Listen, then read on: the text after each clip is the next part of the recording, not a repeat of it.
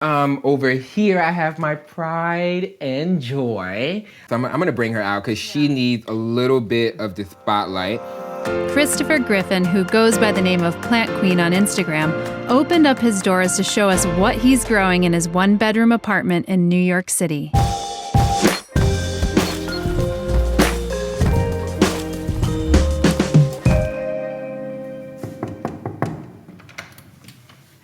Darling, welcome. Oh my God, it's so good to see you. Really nice to be here. Oh, thank you. Come on in. Thank you. Yes, this is my humble abode, where I keep all my plants, and I also happen to live here as well. Well, except that's not such a humble plant. I know. I actually just repotted this queen this morning. Oh, you did? Okay, in preparation for the tour. Yes, I did. So yeah, I picked up that queen, and she is actually the tallest plant that I have right now. I actually was just in Chinatown, and I saw one just like her. Oh, you did? Yeah, and I couldn't believe like how affordable the larger snake plants are in Chinatown. Yeah, in Chinatown, the prices are very affordable, and they gave me a little discount. Because I'm a frequent queen, you know?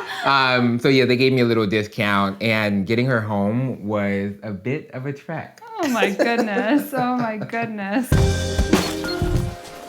So this is my kitchen. Up here, I have my very first plant that I bought about, I would say 4 years ago. So your little marble queen. Yeah. The pothos is one of the easiest plants to take care of. And so she has grown significantly. And so she's my pride and joy, one of my favorites. Have you found that she's kept her variegation as well through her growth over the 4 years? She's a little greener on this side. So if you can tell, like it's variegated on this side and not variegated on this side. Oh, so yeah, that is still from hers. Okay. Yeah, so that was one of the reasons that I decided to pick this particular plant. She was different, she was unique, and she needed a lot of TLC. And so I had to prove to myself that I could take care of a plant. And she started growing and thriving, and now 4 years later and 89 plants later, we are here today. How did your plant love actually start? It actually started with my grandmother and my mother. My grandmother was the first green goddess in my life. We took trips to nurseries when I was a kid. And she was just such a presence in the nurseries. Like, folks knew who she was, which was absolutely amazing. And then she passed it on to my mother. My mother loves flowers, loves floral. And so I moved into an apartment about 4 years ago, and it was very sterile, very white, high ceiling, skylight. And I was like, I want to do something with this. So like, what can we do? I had 2 roommates at the time. I was like, you know what? I'm going to buy a plant. I'm going to honor my grandmother and my mother, and I'm going to get a plant. And so started off with this one plant, and it just grew into this fascination and curiosity that had to be fed. And yeah, now 4 years later, it's grown into this amazing thing where I've come to build community through plants, which has been absolutely amazing, and also just been able to express my happiness and joy. So yeah, so that's a little bit about how I got started. And I have to say that, you know, and I think your grandmother and your mother should be proud, because the photos that you share on your Instagram account are just so adorable, because you do show like expressive joy when you go to your different like plant excursions around the city and beyond. So it's an adventure. It's an adventure. It's really lovely. And you're always dressed to the nines. You know, gotta show up well. You know, gotta dress for the scene. I have a Monstera adansonii. Did I pronounce that right? Yeah, adansonii, yeah. And it's a gorgeous one, by the way. And so I'm not really good with the scientific names, you know. None of us are. I mean, it's Latin, for crying out loud. Exactly, right? I have a, regular Monstera deliciosa. I have a bird's nest fern. And yeah, some of these queens are fairly new. So something that I try to do is test the the strength of plants. Yeah. And just see where they can thrive and where they can grow. And so in this kitchen, I have west-facing windows, and the courtyard is enclosed. And so when I moved into this apartment about 2 years ago, I sat in the apartment and watched the sun move through my apartment. And so from about 3 to 4:30, the sunlight is amazing, but it's not full. It's like direct ambient light. I also have grow lights, which is really, really helpful. And the plants have been responding to it. So like she has grown significantly, and I love how the plants are just hugging each other. It's just amazing. They want to love each other. And so this queen has grown significantly. And something that I do, another thing that I do that's pretty geeky, plant geeky, but that's who I am, right? I move her to the kitchen counter so that she gets more sunlight, that's nice. which is something that she needs. But this queen right here seems to be growing amazingly. Beautiful. That's a beautiful philodendron, right? For sure. And it looks like even you have her growing, but her internodes are quite short, so she must be getting some good light, with your grow light. And so she's facing the grow light. So the grow light is working. How long do you have the grow light on for usually? So if you were to look into my apartment at night, it would be glowing a purple hue. And everybody probably thinks you're growing weed. Probably do, So I usually keep the grow light on all throughout the night. And then when I'm at work, I'll turn it off. Okay. And then when I come back home, I'll turn it back on. So all throughout the night, so you like sleep through the grow light. Yeah, I do. Oh, that's really amazing. I usually just close my bedroom door, Okay. and then like everything else is purple.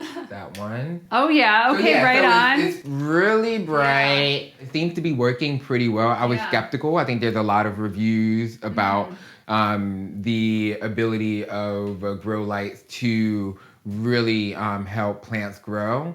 But it seems to be working pretty well. Well, I also think that you have some really, species that can be acceptable in that kind of light. You have the aglaonema, you have some philodendrons, you have the pothos, you have some Dracaena and the asplenium, which is a fern. So these are things that are, are a little bit more forgiving. And I love how you test your plants, because I feel like I do that the same way in my home, where it's like sometimes I'll get two of the same and I'll put it in one window and then another window, and I'll say, okay, girls, which one of you is going to survive? Which one of you is going to make it? And that's been really amazing, because it allows, of course, it's like such a non-scientific approach of doing it, but it is. An observational approach of doing it in your home of like, oh, wow, you've put up 3 new leaves over here and you haven't. So, maybe I can move you over here, and that's part of like how it's like kitchen science in a way. Yeah, it's part of the adventure, So most of these are like low medium, but I hate when folks say like, oh, low light means they don't need any light at all. And it's like, no, they still need light to grow. And while they may survive in low light, they may not thrive in low light. So I know that a lot of these plants some are thriving. But I know that when I move to my next place, that I want to make sure that I'm looking at apartments that are good for my plant. You're amending your light in a way to kind of like... You gotta be creative. You got to be creative. And so up here, snake plants are some of the most resilient plants. And I have a variety up here. And I think you messaged me at one point and you're like, have you ever seen this one? So that was one of the plants that I got from your plant swap. Yes, that's the exact one that I got from your plant swap. That one. She's thriving and doing really, really well. And so these plants can survive in low light conditions. I think one of the great things about the kitchen in particular is that the walls are painted white, so the light bounces off the walls, which is amazing. And so I try to, because of the low light that they receive, I don't water them as often because they're not sucking up all that water. So I try to keep them as dry as possible, in hopes that when I find my next apartment, I will be able to provide them with a better environment to thrive. This is a beautiful variation of this one. It almost looks like a Bantle Sensation and a Whitney, Sansevieria Whitney cross. I know. but in reverse order. Yeah, I had never seen one like that. I haven't seen it either. So I was like, ooh. That's a gorgeous one. I'm always looking for very unique and interesting plants, and sometimes I am guilty of, even though I say you're supposed to do all your research before you get a plant, if I see a plant I've never seen before, I'm like, I have to have it. I'm with you. So she was one of the ones that I did that with. Right here I have my little like plant hospital situation. Plant hospital or cuttings or propagation? Yeah, cuttings. Yeah. So these were from plants that were struggling. And so I chopped them up and I put them in water. Well, it looks like they've taken. Yeah, they've taken. Surgery. They have. I need to repot some of them, like this one this queen right here. Yeah. Her roots are my just goodness. wild. Look at that. Which is absolutely beautiful and amazing. And I'm like, I don't want to put it in soil because I love looking at the roots. But I know the best thing for the plant is to put her in soil. So I'm probably going to do a lot of repotting. Yeah. But you got a lot of good plant swap material here. I know, I feel like right? I got to get the next plant swap going. And then right here, I have some cacti. I have the ghost Euphorbia, cactus. yeah, Euphorbia, This Peperomia right here was actually the very first one. Little ones coming up there. No, growing little babies for the first time. Oh, that's really for the first time, which I'm really excited because I was like, why aren't they growing babies? Everyone else is growing babies. And so I would say about maybe 3 years ago, it was like really, really hard to find the Pilea Peperomia. And so I found this at a random little coffee shop. I had never seen it in person. You quickly put it into your shirt pocket, walked out the door. I wish. Them a tip. I wish. And so because this was one of the first ones that I've spotted, this plant was actually like $50. Oh. $50, and it was a lot smaller at that time. Yeah. But she had to have it, and so I brought her home and added her to the plant fam. She at one point only had 2 leaves and was looking like she was about to give way. But I was like, you know what? I'm going to make sure that I'm persistent. And now she's growing and she's thriving. So just a lesson learned that even if a plant is struggling, that they always have the opportunity to bounce back. So great. Yeah, it just goes to show you like how resilient our plants are. Now she's growing like crazy. And she's almost big. She's bigger than this girl. Bigger and has a little baby. Oh, wow. Look at that. Yeah. Which is not so little anymore. Yeah. Something that's also interesting is that the plants grow towards the light. Yeah. Which is not necessarily a bad thing for the plant, but it's something that I enjoy structurally. It just looked interesting and unique. So I used to turn her around. But now I'm like, I actually like that it's all facing this way. It looked really interesting. I go back and forth with it as myself. This queen right here, who looks like she's reaching. A cactus, right? No, she's a Euphorbia. She's a shrub, and she looks right? like she's reaching out for you to give you a hug. So these right here, prior to bringing her home, she did not have this growth. So that's a Euphorbia, and they are called ghost cactus, as you had mentioned, which is nice. And I think that one, was that a cutting or is that just another one? So this one I bought at a plant shop, and this was about, I would say, $50. Chinatown. Love Chinatown. Chinatown. FYI, people. Right? New York shoppers for plants. Chinatown. Not anywhere else but Chinatown. And maybe the farmer's market. Farmer's market, yes. Farmer's market as well. So $12. Yes, farmer's $12. Oh my God. Right? Amazing. They did not know what they had. I saw and I was like, oh my God, wait, I think I know what this is. I love when the plant shop doesn't know what they I have. know. Oh, there's so many Sucks for them, great for us. I know. There's so many times where I snuck in there and I was like, wait, how much is this? Okay, goodbye. Like, you know what? Let's take it. Let's go. So, interesting story. We all have mishaps. I was fixing my grow light. The grow light fell and chopped the plant in half. I actually have the other half in my bedroom. And I was like, well, you know what? Going to use that as an opportunity to have 2. Yeah, exactly. You know? And so I just repotted her, and she's growing and thriving. She was about maybe like this long when I did it, and now she's growing. Oh, well, and did you get your hands prepared for this one? I did. Because I've gotten some glockets from these guys, and they are hard to remove. I had some gardening gloves, and I just put them on. It was very tricky. Even through the gardening gloves, it was prickling me. So. But yeah, she is growing quite well. That's great. I am not sure what kind of cactus this is. So I'm always interested in like the different shapes and the different growth spurts that they have. She was a lot smaller when I purchased her the first time. And so, yeah, she's growing like outrageously, which is absolutely amazing. Yeah, it's so beautiful. It's Right? so beautiful. It's getting a little skinny on top, as mine do sometimes, and I'm not giving it the fullest light that it and needs. it's like reaching. Yeah. It's like, come on. I know. But you know what? It's part of the process of being a plant lover and being in a small apartment. I know, especially in New York City where you Yeah. can't always get the lighting that I you want. know. But next apartment. Yes, next apartment. Next apartment. Something to aspire to. This is where I rest my head. And so, you know, where I rest my head, I have to have some plants nearby me. I know, you I know. So I used to put my air conditioner in this window. Yeah, you are so like me where I'm like, the air conditioner is not going in. Reduction of light. Did not happen. This is the succulent shelf. It has to have my succulent. This cactus right here, which I believe is the prickly pear cactus, is growing very interestingly. Yeah, it's kind of nice that it's like boom, boom, boom. Yeah. And so I really think it has to do with the position of my apartment and the way the sunlight reaches in. And so, believe it or not, when I first got her about 3 years ago, it was just these two. Wow. Just these two right here. Wow. And over the years, she has grown into this beautiful, magnificent creature. Interestingly enough, I haven't repotted her. This pot has no drainage hole. Yeah. And so I have to be really careful about... Same with some of my cacti. You know, Right. I'm just always like watering like 3/4 of the way. Just to make sure there's no root rot. So, you know, this one I've been trying to... So she looked like the boob cactus.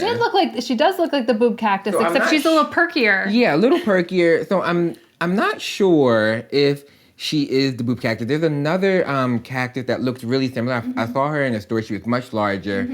But it may be. Yeah, it's so funny because like mine are like they hang low. Yeah. Yours are perky. Yours are a little more like teenagey. So I hope she's a boob cactus.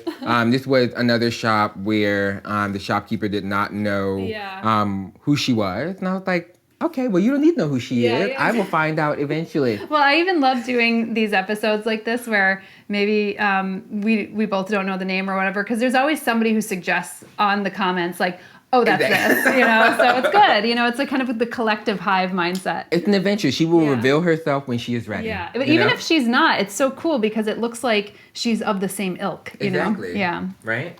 And then we have this snake plant right here, beautiful. Which is really, really interesting. I've never seen, again, I'm always looking for plants that are unique and ones that I've never seen before. It reminds me of the wellfin a little bit in terms of the texture. Yeah, and the little reds on the outside. Yeah, but I'm not exactly sure. I'd like to think that she is a mini wellfin maybe, or a baby wellfin. There's so many that look very similar, like even the Kirkii, not the copper tone one, but I think which has now been put into like Dracaena pethra. I could be wrong by that though, because I can't internalize all these names off the top of my head either, especially because it's just been changed. But like some of them have very similar like colorations and everything. They do. And the cultivars are very close to one another. Sometimes it's just hard to tell them apart. Yeah. But I love her regardless. Growth structure though. And then I have this beauty here that I got from Hoya, which is actually a plant shop that I'm queen of community programming. Oh, fantastic. And so there'll be some programming coming out very soon. So be on the lookout. I will. But I got this queen right here. And it looks like another Euphorbia. Yeah, another Euphorbia. Has some variegation. All my plants usually get about maybe, I would say, an hour or two of direct sun, which I find is just enough.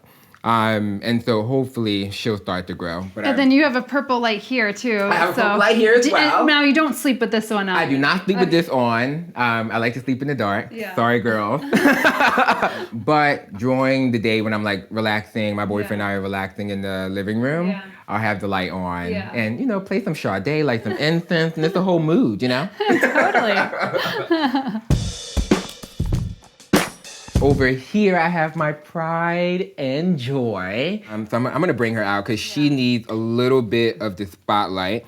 So some of my plants actually, they hug each other. So I'm gonna put this queen over here. Be careful with her. I know, and she must have known y'all were coming because now she's starting to grow. Oh, look at that. So this is a variegated Monstera deliciosa, and she is my pride and joy. They're so hard to come by. And it looks like she's putting out a really nice white leaf right there. Look at that new growth of the white. Yeah. And so I bought her from Sprout Home, actually. And it was just one stem. So it was actually 3. Okay. And I was in my old apartment at the time. And you know, we learn and we make mistakes and we get better. You speak the truth. I did not know how to properly care for her because isn't it true that the variegation implants actually make them a little weaker? Yeah, often so. Yeah.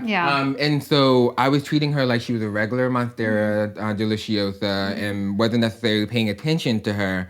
And some of the leaves got burnt. Yeah. And so I had to cut them off. But I was able to save this stem, and I've been persistent, and she's growing a little leaf. Great. This bud this little thing has been growing for a good 2 years. Yeah. So I think she knew, Summer, that you were coming. So she was like, let me show out for my girl. And now she's growing this amazing leaf, and I'm really, really excited. This queen right here, the fiddle leaf fig, has been one of the moodiest queens I have grown in all my plant adventures. Oh, and why has she been so moody? Like, what has it been for you? So I've had about 10 of these queens, and they've all dropped all of their leaves. I just could not figure out how to take care of them. And so this queen was actually gifted to me by Crest Hardware, which is one of my favorite plant shops. Yeah. You know what? I haven't really changed my care tactic. She's in this room where she gets a good amount of ambient light. Yeah. I'm just paying attention to her soil and making sure that I'm not overwatering her. Yeah. But she's growing, and she has a new little leaf too. Yeah. I know. So she's growing pretty well. I'm really excited. But yeah, she does not like to be moved. So mine were like, just don't touch me. Don't rub up against me. I can appreciate it. Exactly. It. She knows what she wants. She knows what she needs. Yeah. And so she's right here. By the way, I love how this one is like propped up with the you gotta be creative. So she's growing amazingly. And something that I've learned, and as you can see, I have a lot of Monstera adansonii. I have a lot of them. I have 1, 2, 3, 4, 5 in the kitchen. I'm propagating number 6.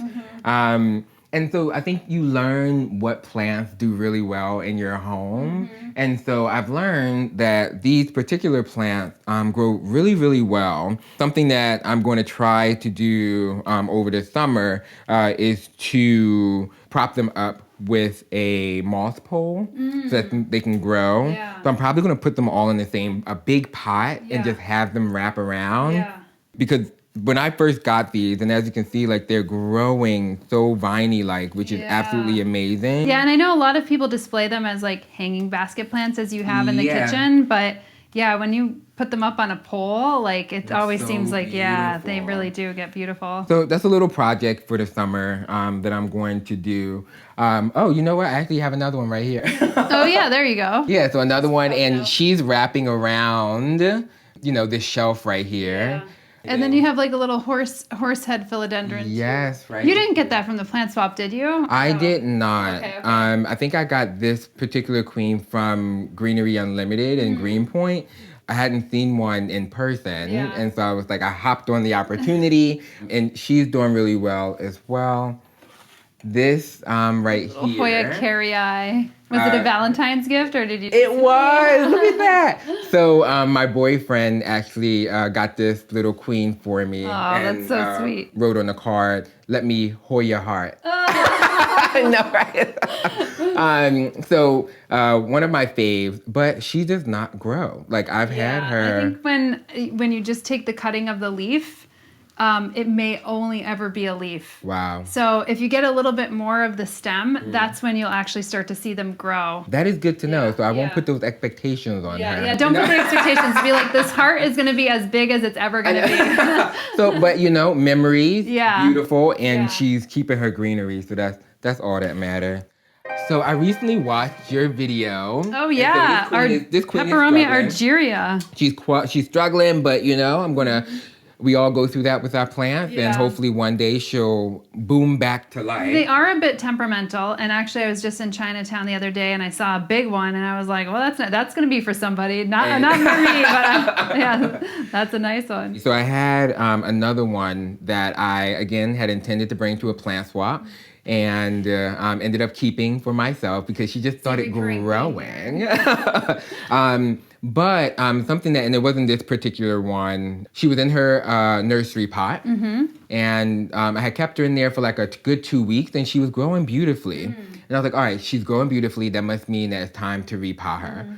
Repotted her, and she passed away.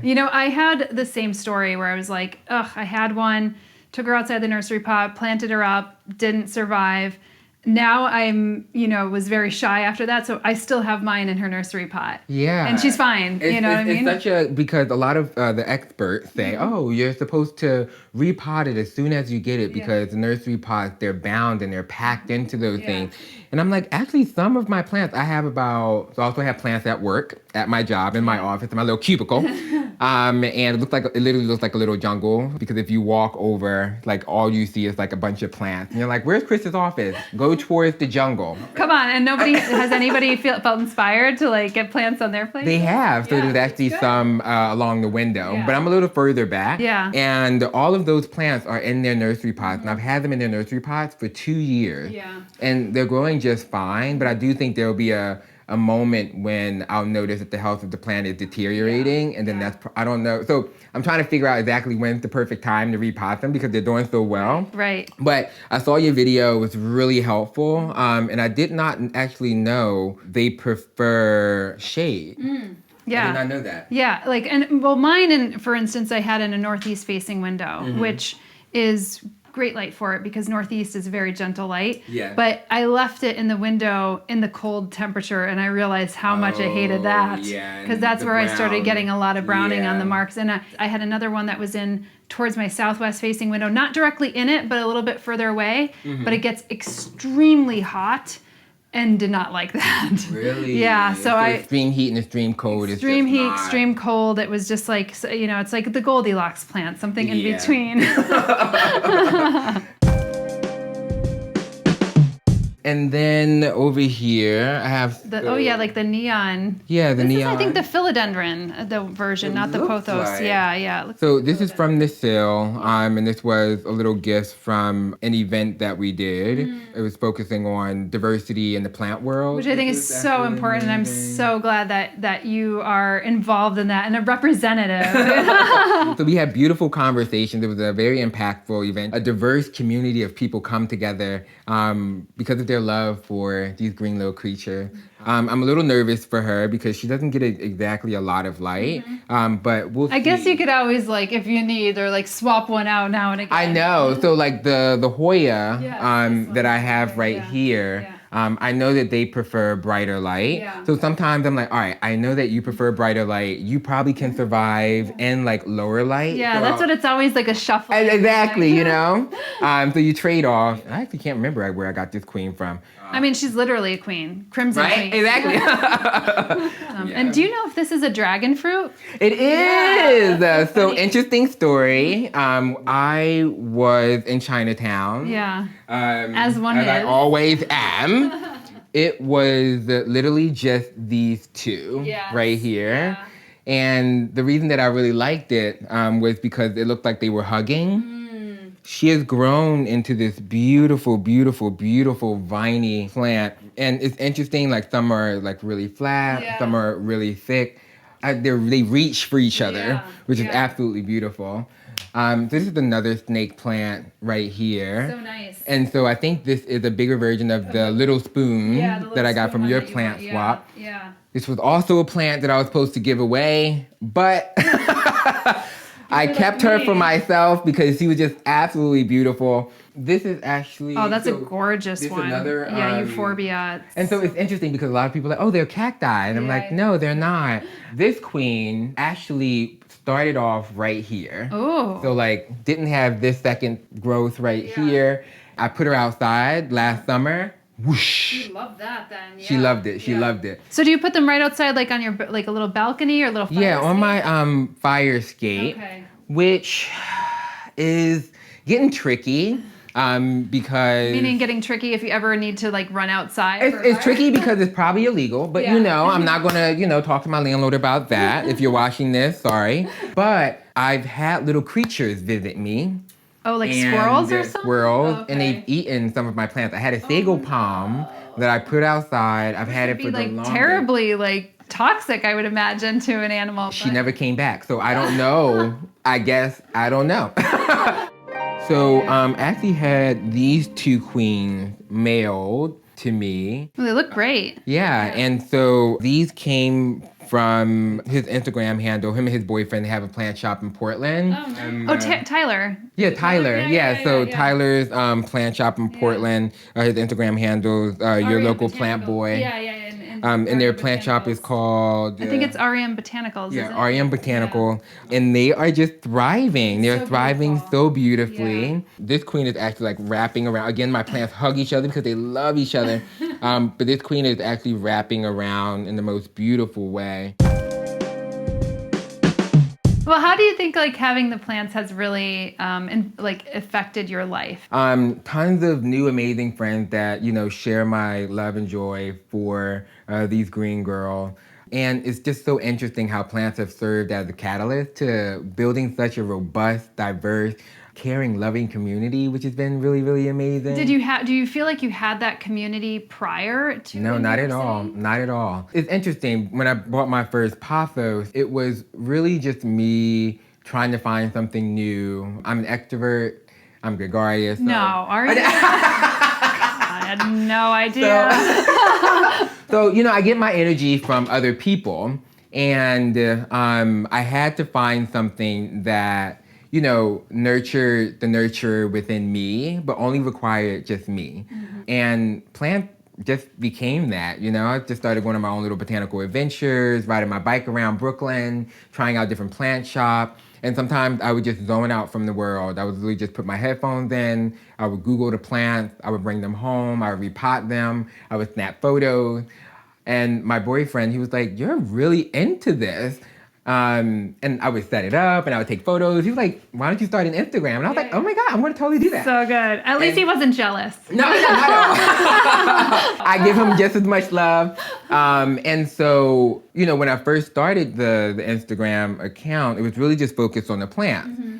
And so I started diving out into the plant community. I was like, this is interesting. I don't really see anyone like me, Black, queer, femme, who, is just, showing that they're in this world. Yeah, and he wanted to represent. Yeah, and I was like, let me, putting my own character and my body into the photos. And it just grew into this amazing community, these amazing interactions that I'm having with amazing people. I now know folks at the Brooklyn Botanical Garden, at the New York Botanical Garden, had the opportunity to meet you. So I'm going to just continue to do that and have fun with it and see where this plant adventure takes me. Well, that is just marvelous. And I love that you bring so much joy and so much love to this. And I'm so glad you've come out to represent, in so many different kinds of ways, like you said, and you're exploring all your different passions, all the things that you've been working towards, and you're able to filter them into the plant community in such a powerful way. So thank you for that, because that is so awesome. Thank you. And I do have to say, we must have to trade clothes. I kind of want to go into your closet. I want to go into your closet, and you should come in mine. Let me put something a little floor on for my girl. She's coming through, How did you like this Houseplant Home Tour? Tell me in the comments below. And if you liked this episode, give it a thumbs up and hit the subscribe button. If you'd like more videos like this in your feed, then also remember to click the notifications bell. In the meantime, check out my latest book, How to Make a Plant Love You, Cultivate Green Space in Your Home and Heart, available at booksellers online and in a store near you. And don't forget about the Plant Shop Pub Crawl. Bring your book into over 100 designated plant shops and garden centers across 9 countries and get 15% off your purchases. See what shops are participating on my blog at homesteadbrooklyn.com.